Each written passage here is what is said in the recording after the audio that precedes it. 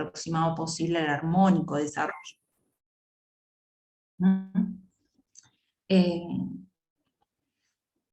Si ustedes detectan que hay una necesidad de pericia, es muy importante que piensen en cuál es el objeto de pericia. Dependiendo de cada caso, hay preguntas que le van a surgir y esas preguntas necesariamente tienen que quedar armadas en lo que se llama este objeto de pericia, ¿no? O sea, ¿para qué quiero que este profesional intervenga en este caso? ¿Qué quiero saber? Porque pericia psicológica o pericia psiquiátrica es algo que no da cuenta o muchas veces no responde todo lo que el operador quiere saber o ese equipo de operadores quiere saber. Entonces, es importante ver la especialidad porque a veces se pide pericia psiquiátrica y pericia psicológica, a modo casi cliché. La pericia psiquiátrica, por lo general, lo que va a determinar es la presencia de patología mental, la incidencia de determinada fármaco en la conducta de determinada persona, la necesidad de tratamiento farmacológico, la necesidad de una internación, alguna especie de, incidencia de una enfermedad mental respecto a una conducta que tanto puede o no puede, ¿no?, expresarse. En el caso, por ejemplo, de trastornos generalizados del desarrollo, autismo, distintos niveles de autismo, como hay distintos tipos de chicos con síndrome de Down, que han tenido más estimulación, menos estimulación, más afectación, menos afectación, todo eso es muy variable.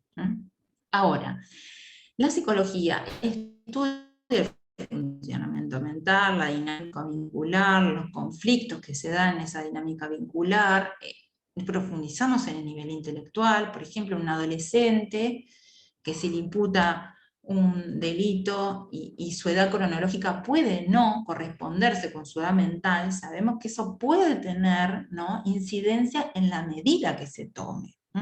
Entonces va a ser importante realizar una pericia de repente psicológica para ver cuál es, si hay correspondencia entre la edad y crónica de la persona, porque el sistema judicial está pensado en las edades cronológicas. En el trabajo social, en las visitas domiciliarias, se van a ver sus vínculos, cómo se encuentra la persona en su entorno, en su vida social, comunitaria. Por eso cuando se pide una pericia hay que ver, a qué profesional se lo vamos a delegar y por qué motivo. Y si no saben, ¿no?, es importante pedir asesoramiento a los que trabajan en contacto con equipos dentro del sistema, los equipos del ITF, a ver, en este caso se acercan, las unidades por lo general reciben a los defensores que dicen, a ver, esto cómo lo encaramos. Me ha pasado y la verdad que se hace un trabajo mucho más aliviado, porque no es que el expediente está esperando que lo vea uno, que lo vea el otro, que lo vea el otro. ¿Y qué pasa? El efecto en el niño también es, ya fui a la psicóloga, ahora tengo que ir al psiquiatra, ¿no? Y genera ese pedido cliché de pericia un efecto revictimizante que en realidad se quiere evitar, o pretendemos desde los principios evitarlo. Entonces, que el objeto sea pensado pura y exclusivamente en relación al caso, que el niño peritado pueda saber que va a ser evaluado por una sola persona, que tratamos con esto de que se pueda entender qué es lo que le pasa, cómo está, es fundamental. Por otra parte, en los niños y en muchos casos es sumamente importante tener nociones claras de cuáles de los adultos que están en su entorno tienen capacidad de cuidado. Y acá hablamos de competencias parentales. Cuando hablamos de competencias parentales, son esas habilidades y esas capacidades que tienen las personas para cuidar, para dar respuestas asertivas, de acuerdo a la edad, al momento, para flexibilizar sus posturas, para entender el punto de vista del otro, para entender el estado emocional del otro en determinado momento y responder en forma adecuada a ese estado. Y eso, bueno, habla de las posibilidades en las cuales que tiene ese adulto, que tienen que ver con el nivel intelectual, ¿no? Su funcionamiento de personalidad, y que, bueno, no todos los funcionamientos de personalidad generan incapacidad parental. Hay algunas personas que necesitan apoyos externos para fortalecer esas habilidades, y hay otras personas que les cuesta muchísimo, porque, bueno, gozan de ver sufrir al otro, disfrutan de mantener el poder, de generar miedo, o sea, tienen un funcionamiento en el cual, bueno, tener a cargo un niño realmente lo puede generar un riesgo psíquico para ese niño. Cuando se pide algún tipo de pericia de riesgo, también es importante saber qué riesgo es el que ustedes buscan, porque muchas veces no se esclarece. Y no se esclarece cuando se hace tampoco la pericia, y en eso hemos trabajado mucho, porque, bueno, se va a tomar una decisión si hay un riesgo vital, se va a tomar una decisión si hay un riesgo psíquico, cómo se va a encarar esa situación.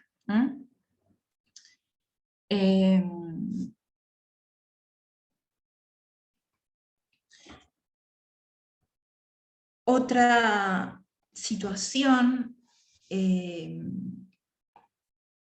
al momento de entrevistar, vamos a pensar que vamos a tener como un embudo, ¿no?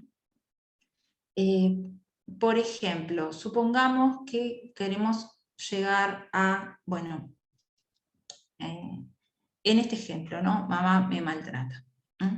Quiero vivir con papá. Queremos llegar a qué está pasando con ese niño. Entonces, vamos a ir desde lo más general a lo más particular. Bueno, ¿qué haces en tu casa? ¿Cómo es tu vida? Pero bueno, todo eso lleva tiempo. O sea, es importante que ustedes sepan que van a tener que destinar mínimo hora, hora y media a establecer ese embudo, y que no se va a poder hacer en 10 minutos. Y que realmente, o sea, tenemos que repensar si esas prácticas que de repente se hacen en la vorágine de las audiencias, de hablar con los niños en los pasillos, es lo que corresponde que se haga para este sujeto especialísimo de derechos. Las intenciones es importante que no generen sentimientos de culpa, que sean preguntas que les permita al niño desarrollar, ¿no? Cómo es su vida, qué hace, qué amigos tiene, con quién juega, qué hace habitualmente cuando está con mamá, qué hace habitualmente cuando está con papá, o con la abuela, o con los que estén en el litigio. Qué cosas lo enojan.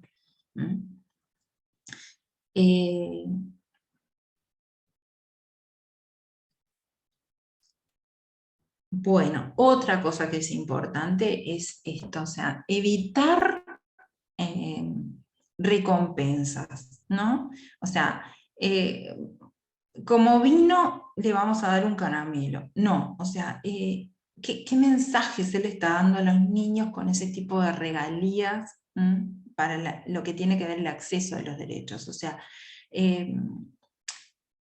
es el acceso a los derechos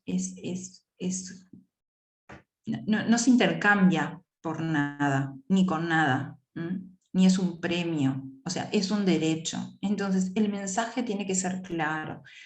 Tanto las palabras como los actos en los niños genera huellas, en los adultos también, pero estamos hablando de estos especiales sujetos de derecho que van a generar, ¿no? Huella, estas situaciones. Eh, Y tenemos que cuidar que no se genere como una distorsión de que, bueno, como vino y me contó lo que le pasaba, yo le regalo tal cosa. No me contó qué le pasaba porque no, yo soy de su equipo y lo voy a ayudar a que se tenga en cuenta lo que él quiere, su opinión. Y eso no se compra. Eh,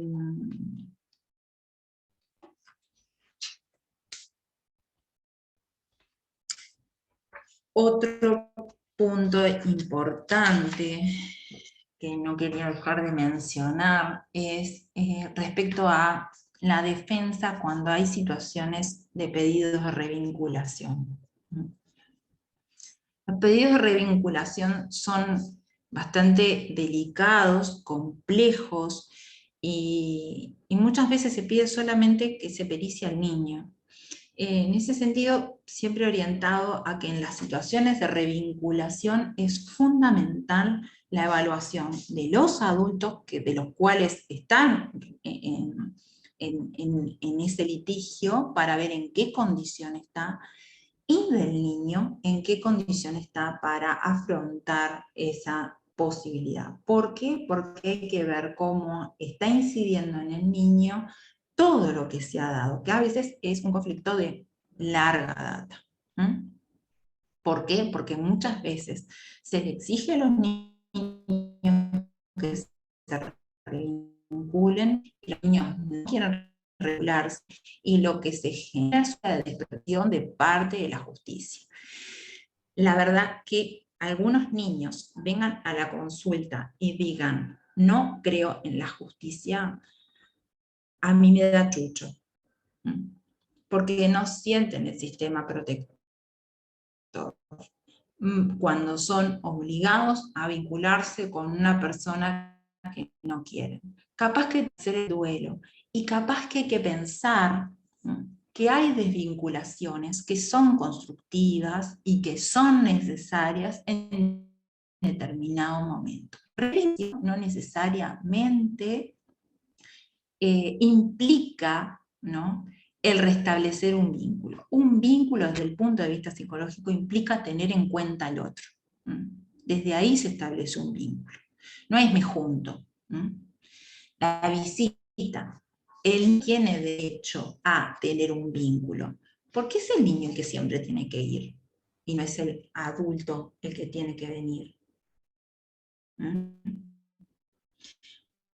Cuando se establecen regímenes de visitaciones son rígidos y eso tiene que ver con muchas veces los adultos son rígidos también. El niño se siente realmente un objeto y se siente muy afectado porque en el marco de esa rigidez se pierde cumpleaños de amigos, se pierde otros cumpleaños de familia, y ahí la defensa realmente es fundamental, porque el niño tiene derecho y los padres o los adultos, lo que se pongan de acuerdo, es inflexible ese punto, de que el niño tiene su vida cotidiana, se va a respetar, y bueno, que disfrute de cumpleaños y se respetará la carga horaria semanal con ese padre o esa madre, pero el niño tiene derecho a disfrutar de esas instancias. Si no, el vínculo se genera una obligación y esa obligación genera desagrado, genera malestar, genera pesadumbre.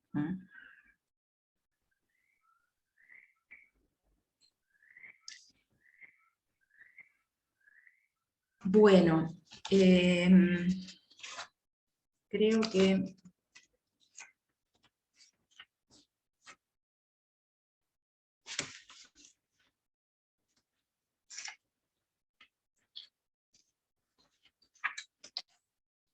que estoy terminando. No sé si tienen alguna pregunta y si no les voy a mostrar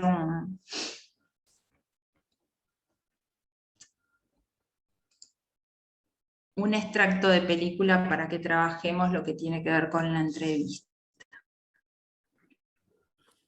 Por consultas.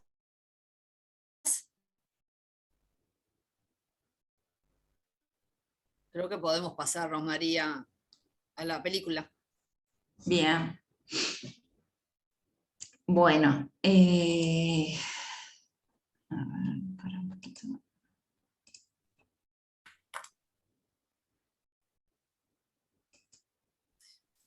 Esperar, Rosmarí, ¿Sí? hay una consulta en el chat.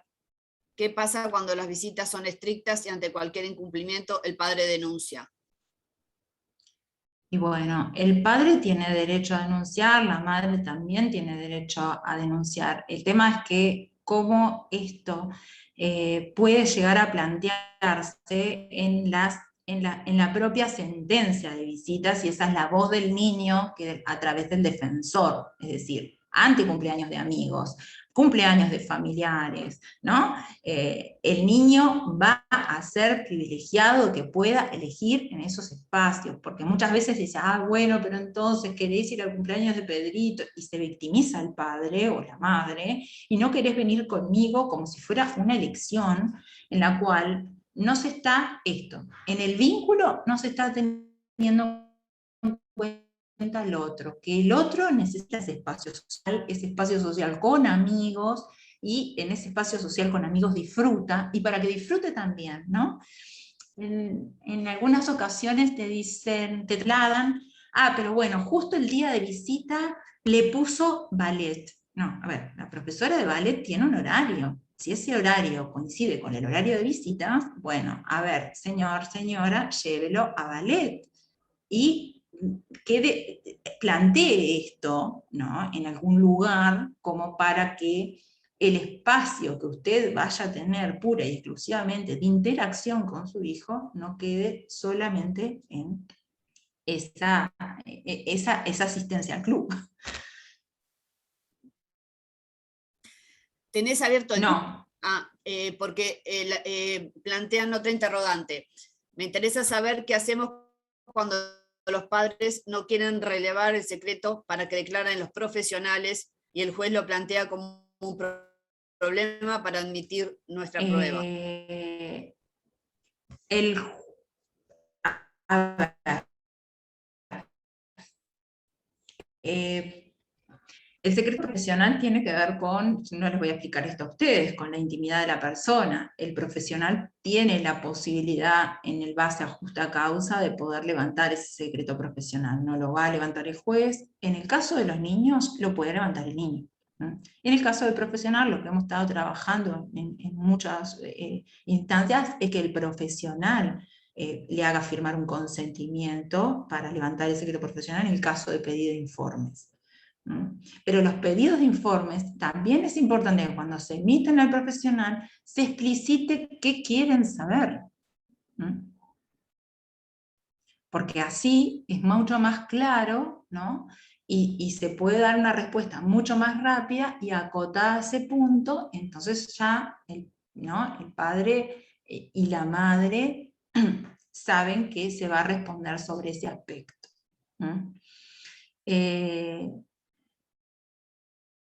¿Te hago la siguiente? Hay un conflicto de derechos ahí, ¿no? El derecho de los padres, el derecho de los niños, pero si el niño está en riesgo, es estado de necesidad.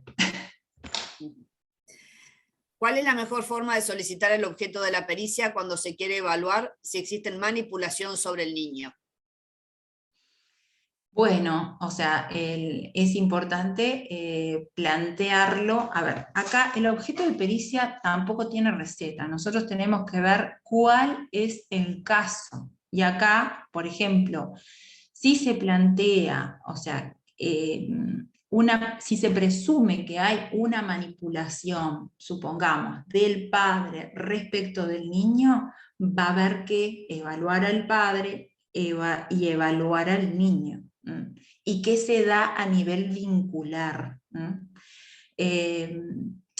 El niño muchas veces tiene capacidad reflexiva, entonces hay que ver, ¿no?, si es un niño que tiene posibilidad de pensar cosas por sus propios medios, o todo su discurso puede llegar a estar su discurso contaminado por expresiones adultas, y eso se hace un análisis, se evalúa, y hay que ver qué tanto ese niño puede despegarse, ¿no?, de lo que dice determinado referente. A veces, y acá hay que ver también, cómo operan las situaciones de violencia.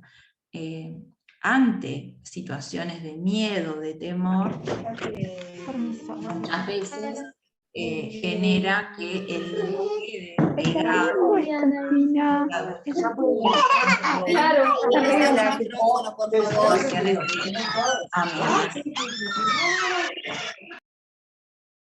Esas situaciones de amenaza muchas veces, bueno, generan que se apegue el niño a determinado discurso y es por supervivencia. No hay otra. ¿Alguna otra consulta? Creo que ahora sí podemos pasar, seguir, Romarí. Si existen indicadores de abuso, leo yo, ¿no? ¿No? Sí, así Sí. como si existen indicadores. ¿Cuál es la mejor forma de solicitar? Bueno, los indicadores de abuso es eso, desde el punto de vista psicológico, se observan indicadores asociados a algún tipo de situación de abuso sexual. La pericia lo que muchas veces no puede determinar es esto, ¿no? ¿Por parte de quién? Porque es lo que refiere el niño y ustedes saben que termina siendo una prueba indiciaria, porque esto, los niños son testigos únicos y víctimas de esas situaciones. Entonces, los únicos que terminan sabiendo qué fue lo que pasó son esas dos personas. Ahora, si hay indicadores en el relato, en cómo estructura el relato, que hay una cosa que es importante que ustedes puedan diferenciar. Una es la declaración testimonial, que se basa pura y exclusivamente en psicología del testimonio, y otra es la prueba pericial. La prueba pericial toma aportes de la psicología del testimonio para analizar lo que trae el niño al relato, pero también ve todo su estado psíquico, cómo funciona, qué le pasa, qué recursos tiene, cómo se defiende, qué es lo que hace. Y eso se junta con lo que es la declaración testimonial. Declaración testimonial que yo tengo mis reservas en cómo se hace en este país, porque no surge de esa declaración testimonial un informe, no se realiza necesariamente por una persona que esté especializada en infancia, abuso sexual, en credibilidad del testimonio. Por tanto, parece como yo le llamaría más bien prácticamente un interrogatorio a través de vidrio. Porque la declaración testimonial propiamente dicha tiene otros recaudos, y cuando es en perspectiva de infancia, todos estos cuidados están, y bueno, de hecho tenemos en Argentina la ley Rosan, que fue promovida por un juez que ustedes ya conocen, y que prevé, ¿no?, todos estos aspectos para que no sucedan, y para que de esa declaración surja, ¿no?, también una valoración profesional de la de esa instancia. Digo porque muchas veces aparecen, ¿no?, mezclas entre lo que es una pericia y lo que es una entrevista en cámara GESEL, que forman partes distintas del proceso y muchas veces aparecen como, bueno, visiones de otros profesionales respecto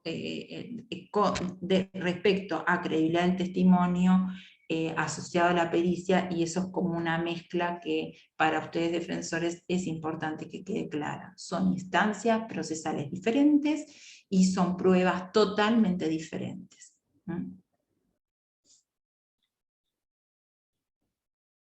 Viste que está de Angélica González, cuando si existen protocolos de actuación para pericias. Bueno, hay lineamientos generales que tienen que ver con la imparcialidad y tenemos independencia técnica los peritos. Por tanto, hay que ver qué técnicas y qué instrumentos se aplican para determinada persona con determinadas características y para responder determinado objeto de pericia. Entonces, Yo nuevamente vuelvo, o sea, lo importante es tener una brújula clara, ¿no? Un protocolo, existen protocolos para declaraciones testimoniales, en donde las preguntas sí van de lo más general a lo más particular. Pero, por ejemplo, una persona diestra que sufrió un accidente de tránsito, o sea, yo no le puedo aplicar gráficos, entonces que esté en el protocolo que yo le tengo que aplicar técnicas gráficas, evidentemente no lo voy a poder hacer, me voy a tener que basar mi análisis pericial en otro tipo de técnicas que sean viables, ejecute esa persona. Lo mismo pasa con un niño. Un niño puede no querer dibujar.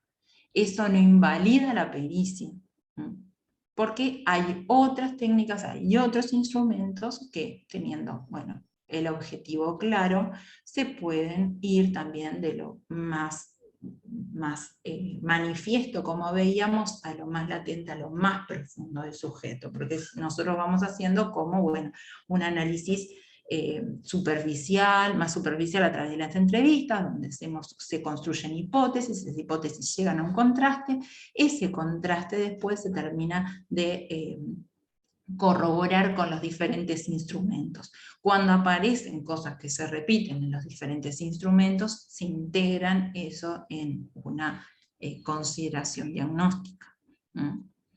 Pero un protocolo, o sea, recortaría lo que es la independencia técnica y la interacción ¿no? Sujeto a sujeto, y que tenemos que ver cada persona cómo es, cómo funciona, qué posibilidades tiene. En cuanto a la ley argentina, si tenés algún dato, si no la pasamos después por mail. Sí, se las paso por mail. Es la ley Rosansky. La buscan en Google por la ley Rosansky. Me pasó el doctor los fundamentos de esa ley también, así que los busco y se los paso. Bueno, creo que por tiempo correspondería seguir con el cronograma, de acuerdo a lo que tú dispongas, Rosmarie. Bueno, yo lo que les quería mostrar es una película en la cual se realiza una entrevista a una niña, para que podamos brevemente debatir algún punto asociado con qué cosas observan ahí, qué cosas se pueden llegar a ser parecidas a la práctica. Esta niña, les voy a resumir una cosa porque es importante, en realidad develan en un jardín, una situación de sospechas de abuso sexual. Lo que me interesa que se focalicen es en el tipo de preguntas que se realizan y cómo detectan, se posiciona la niña, el lenguaje paraverbal de la niña. ¿Sí? Y si es el momento más adecuado, no es el momento más adecuado.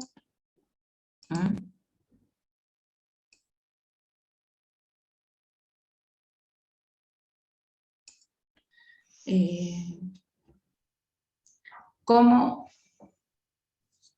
es el lugar para entrevistar a una niña? No. ¿Qué pasa? Muy Sí. estructurado, llegó tarde, no se presentó, incomodidad le generó desde un comienzo, fue traicionada por la persona a la cual ella le había contado, la expuso, la revictimizó, la presionó y expresó todo con su carita, con el gesto que hacía con la nariz. Eso expresaba mucho, como diciendo, estoy incómoda, no quiero seguir hablando, hasta que al final le sacó, pero todo. Se dan todo lo que no se debe hacer en una pericia, no generó empatía, no se puso en el lugar de la niña. Exacto. En cualquier entrevista con un niño es importante ofrecerle mediadores, pero ya al tener, ¿no?, un escritorio, al estar sentado en un lugar que la niña casi no alcanza, no sé quién más, el recreo. Hola. Sí, Valeria. ¿Qué tal? Claramente se nota que no es el contexto, ¿no? Justamente lo que veníamos hablando de esto del juego. ella se nota que está mirando hacia atrás, que están sus compañeros jugando, que ella le gustaría estar en esa situación jugando y no en la situación de presión en la cual se encuentra, ¿no? Creo que viene enrabado con esto que hablábamos anteriormente. Exacto. Hay otro interés en la niña que está focalizado a ver otra cosa. Haya sucedido o no haya sucedido esta instancia, ella no quiere estar ahí. ¿Mm? Y las preguntas, ¿cómo son las preguntas? ¿Son abiertas? No, cerradas, totalmente directas. Son Cerradas. Afirmaciones. Exacto, Son capciosas. afirmaciones. preguntas cerradas. Le inducen, Claro. perdón, Sí. no, son preguntas absolutamente cerradas que le inducen la respuesta prácticamente. A su vez, en la mirada de la niña, cuando le dice, fulanita, no me acuerdo el nombre, me contó, ahí ella como que se siente traicionada, como diciendo, pero ¿qué le dijiste? ¿Qué le contaste? El momento obviamente no es porque ella quiere ir a jugar, sea que porque es el momento o porque quiere irse de ese lugar que no lo considera apropiado para que le sigan preguntando, absolutamente. No es la técnica embudo de ir a lo mayor a lo menor, de ir haciendo, no. De ir generando un vínculo, después que se genera un vínculo, de lo más general. Yo creo que hay un punto muy importante, por lo menos que le hacen a la niña elegir entre la lealtad, ¿verdad?, que ella tuvo para con su maestra, de comentarle eso, más allá que sea verdad o no. Entonces, fulana está mintiendo, o sea, estás hablando mal de fulana, y eso, la lealtad para los niños, los códigos de lealtad son muy valiosos. Entonces, fue tal la presión de que quería que hablara mal de esa persona con quien ella tiene un vínculo de confianza. Eso me pareció re victimizante. ¿Y Muy no han liberador. escuchado en alguna situación que algún defensor, en una instancia que está el niño, le dice, pero decile al juez lo que me dijiste a mí? Exacto. O sea, Esa extorsión. a ver, es su cliente especial. Es muy importante que esto, si se termina de romper la confianza con aquella persona que tiene que cuidar sus derechos, ¿en quién puede confiar? No confiar en nadie genera un estado de indefensión con consecuencias gravísimas a nivel psíquica. Porque genera un estado de pelalerta, de no, o sea, mis padres, que se supone son los de expectativa protectora, están peleando, no me ven. Se supone que viene un abogado y está un juez que tienen que protegerme, que tampoco me escuchan, me hacen pasar por esas situaciones horribles. Llegan a la consulta realmente devastados los niños. Y levantar y reconstruir esto para que después haya un equilibrio en las instancias, ¿no? De la confianza en la ley, en las reglas de juego, para que todos podamos vivir en comunidad.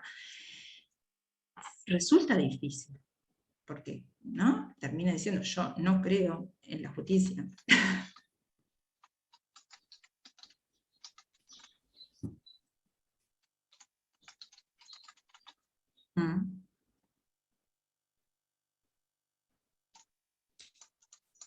Más aportes.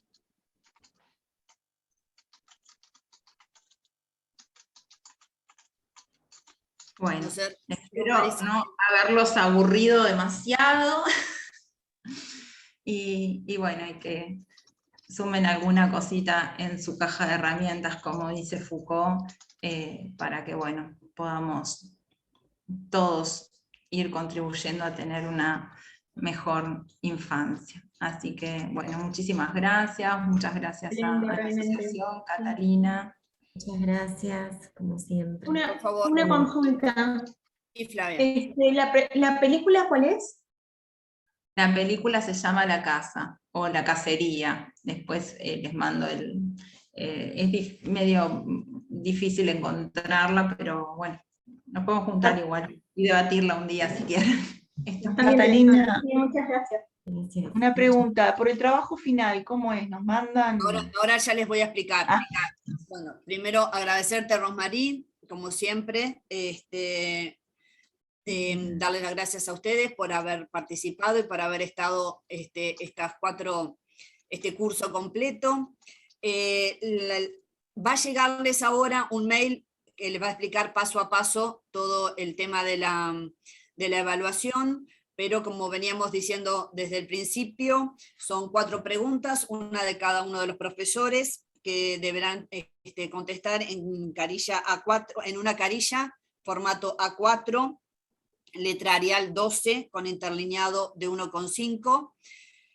Lo van a mandar 10 días corridos, tienen desde el momento que les llega, para contestarlas. Pedimos que en el mismo mail adjunten las 4 respuestas, que Secretaría Administrativa después dividirá a cada uno de los profesores, y evaluados les haremos llegar los resultados. En cuanto a los libros que se habían mencionado, de aquella publicación que hizo la asociación, donde había un trabajo que el doctor Cavalli había hecho referencia y servía de bibliografía, ya les llegó por mail. Quienes fueron sorteados y tienen ya el libro adjudicado. Recuerden que está en el despacho de la doctora Emeninger, en la sede del Familia 25 o 26, no me acuerdo el número, pero es en Soriano, para que coordinen con ella al retirarlo. Y para aquellos personas... Catalina, disculpa, Emenenger está en 27 en la calle Uruguay. Uruguay 1030, cuarto piso, sí. Cuarto piso, 27.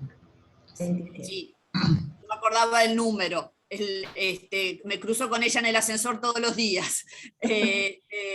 Y para los que la gente del interior se les va a hacer llegar el libro en los próximos días. Así que creo que ha sido una nueva instancia muy fructífera para la asociación, sin duda. Es un tema que nos tenía siempre ocupados y preocupados, porque tiene sus bemoles y sus detalles a considerar. Esto es una construcción que vamos haciendo día a día, y creo que estas instancias son muy, muy fructíferas al respecto. Así que no sé si tienen alguna otra consulta. Catalina, ¿puedo? ¿Una pregunta? Sí, Griselda. Bueno, primero que nada, agradecerle a Rosmarie, por supuesto, el aporte. Ya lo he escuchado varias veces, he leído muchos de sus trabajos, o sea que no esperaba menos de esta clase de hoy. Y en segundo lugar, agradecer a la asociación y a ti en particular por siempre estar apoyándonos a todos los que estamos en esta tarea, y que siempre aprendemos algo, siempre, a pesar de tener años de trabajo, siempre aparece ahí algún elemento que nos sirve para seguir adelante y priorizando por los chiquilines, ¿no? Que es lo que nos interesa a todas o a todos en este panel. Y quiero hacerte una pregunta, Catalina, que es absolutamente formal. ¿Qué pasa si no contestamos las preguntas? Si no nos interesa la prueba, si no necesitamos un diplomita que nos diga que hemos participado. A ver, porque digo, podemos optar por no hacerlo.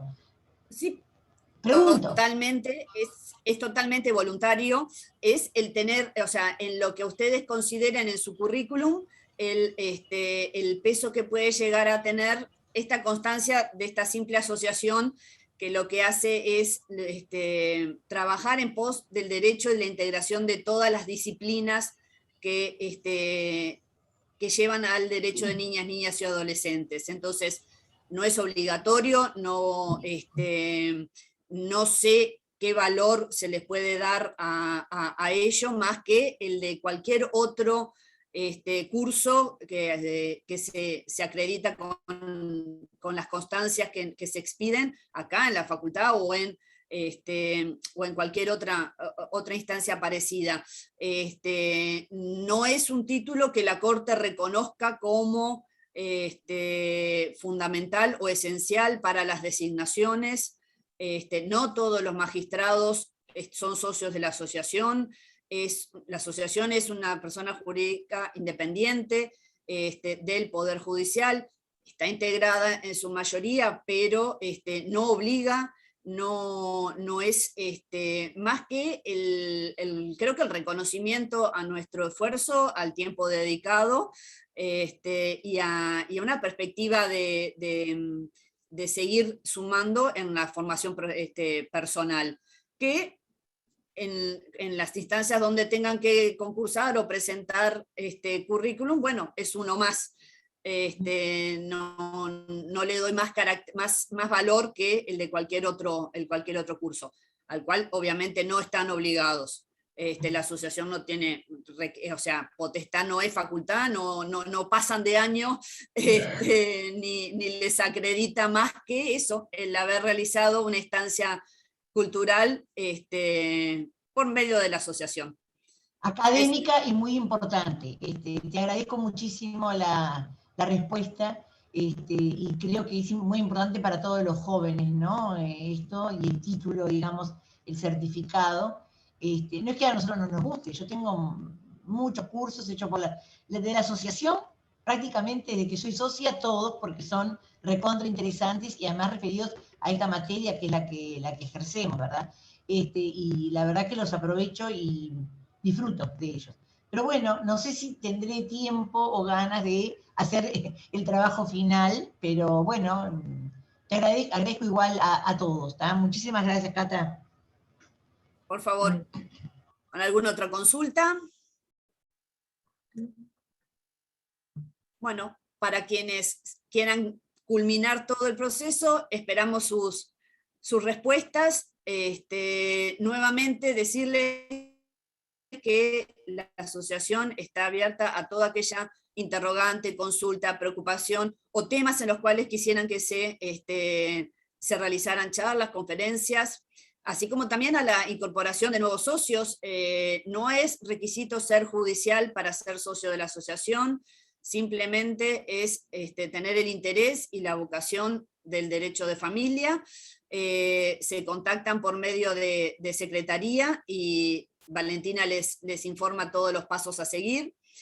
Así que bueno, en nombre mío y de la asociación, les agradezco